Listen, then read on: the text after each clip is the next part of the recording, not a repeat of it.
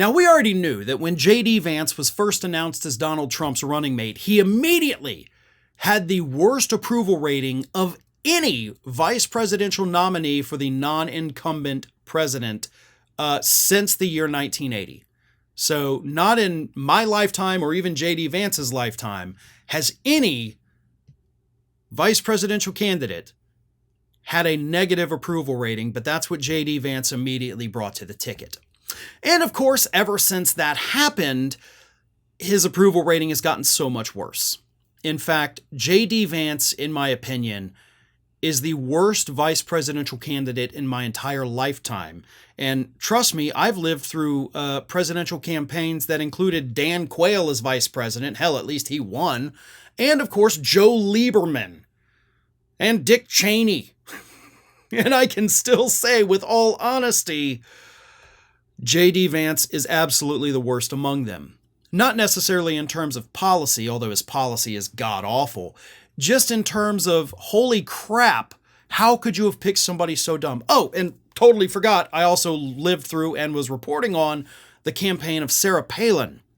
I mean, Sarah Palin would have been better for Donald Trump than J.D. Vance at this point, because it seems like every other day there's a new unearthed video clip, audio clip, whatever, of J.D. Vance just saying some of the most horrible crap you could imagine.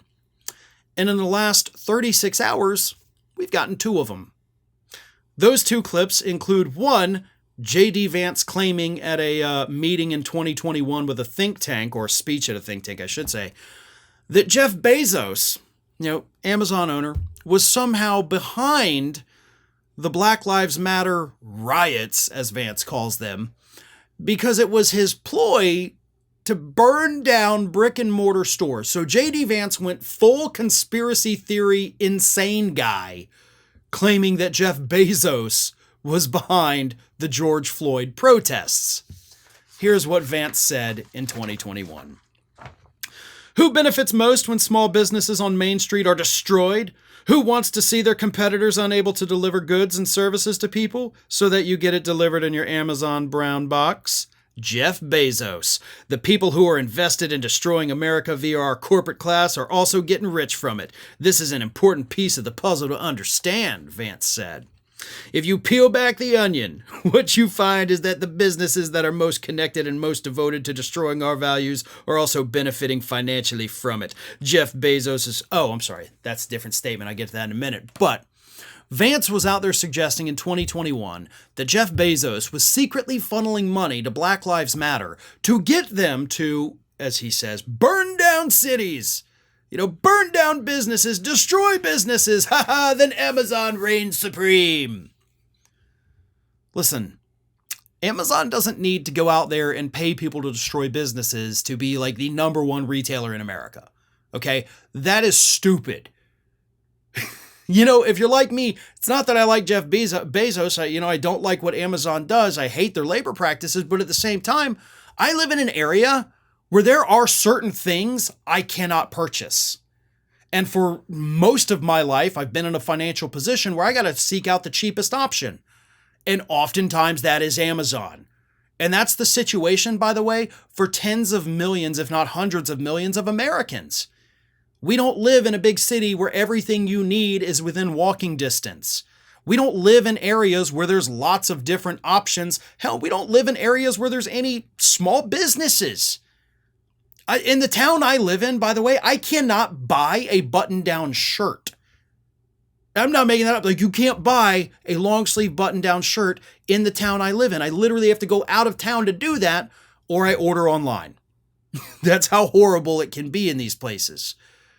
But that's why Amazon is so successful. Not because they're paying protesters to burn down stores, which, by the way, didn't happen on a widespread basis, so Vance is already wrong about that. But these are the kinds of insane things that J.D. Vance has said throughout his history. And that's not even the most insane thing I'm about to tell you. Because he also did an interview with some right-wing idiot named Eric Weinstein, who was the host of the Portal podcast. I guess still is, I don't know. But during this podcast, Weinstein, well, I'll start with this. Vance was actually talking about how great it was when his kids were born that his wife's mother, so his mother-in-law, came and helped with the kids, which is great. If you've got that available, that is wonderful. It's always nice to have grandparents involved in the grandchildren's lives.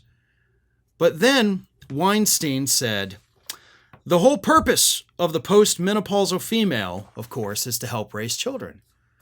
To which Vance was heard saying, yep, just after Weinstein says the word postmenopausal.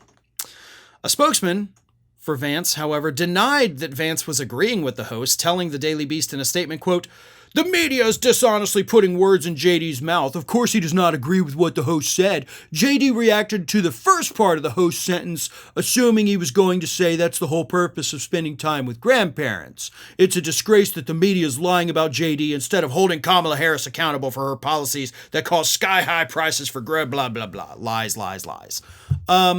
You defend it all you want. He said yep. And by the way, when the audio continues, here's how the rest of the conversation goes down that you completely ignored in your little statement. Weinstein said that having a grandmother around to help raise children was a, quote, weird, unadvertised feature of marrying an Indian woman. To which Vance replied, yeah, in some ways, it's the most transgressive thing I've ever done against the hyper-neoliberal approach to work and family.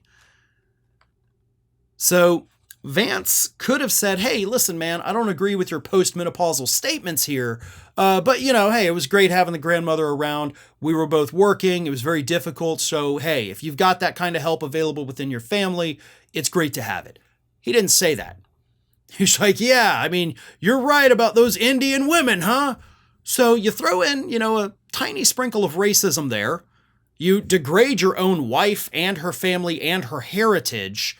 And then you're like, oh boy, I'm really sticking it to those liberals somehow with it. Like, we don't care. But this is what you get with J.D. Vance. And it's so bad that I love this quote here from National Security Attorney Bradley Moss. When the first story broke, of course, about Vance blaming the Black Lives Matter protests on Jeff Bezos, Bradley Moss replied on social media and said, did they vet this dude at all? And that is a question, right?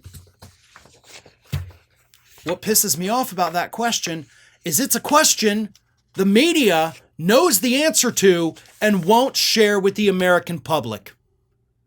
They were leaked the information from Trump's campaign, their vetting materials for J.D. Vance. Now, in 2016, they didn't hesitate to post and report on and analyze and dissect every single thing hacked out of the DNC. Turnabout is fair play. You have the materials. You could show the American public that Donald Trump's judgment as a person who wants to be president is so bad that he knew all of the faults of J.D. Vance and picked him anyway. The media owes it to the public. They have the material. They could show us that Donald Trump cannot make sound, rational decisions when information is placed in front of him. Something that voters should know before they vote for him in November. But the media won't do it. Oh no, it's unethical. Didn't stop you in 2016. So what the hell is stopping you now? America's Lawyer has launched its own YouTube channel. Now, this channel, of course, is still in its early phases of development, but you can help grow it by subscribing. Just go to youtube.com/TheAmericasLawyer, and you'll get all of the great content from Mike Papantonio and myself that we produce every single week.